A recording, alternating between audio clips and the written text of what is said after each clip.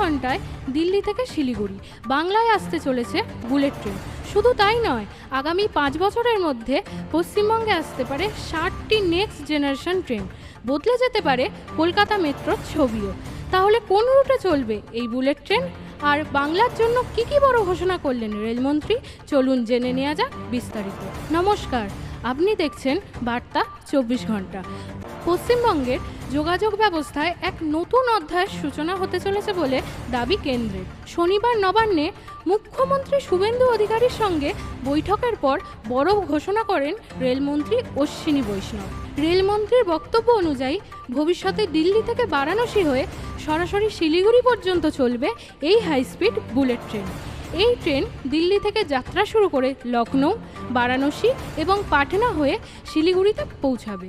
বর্তমানে যে পথ অতিক্রম করতে দীর্ঘ সময় লাগে, ভবিষ্যতে এই যাত্রাই নাকি সম্পন্ন হবে মাত্র 6 ঘন্টায়।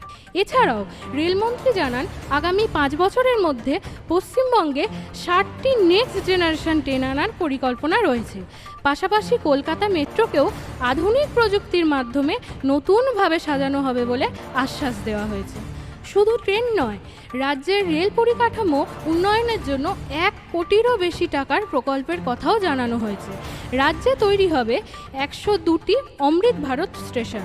এছাড়াও 538টি আন্ডারপাস এবং উড়ালপুল নির্মাণের পরিকল্পনাও রয়েছে।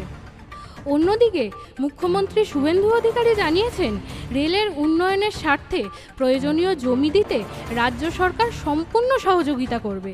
যেখানে যেখানে জমি লাগবে সেখানে রাজ্যের প্রয়োজনে জমি কিনেও রেলকে দেবে বলে আশ্বাস দেওয়া হয়েছে।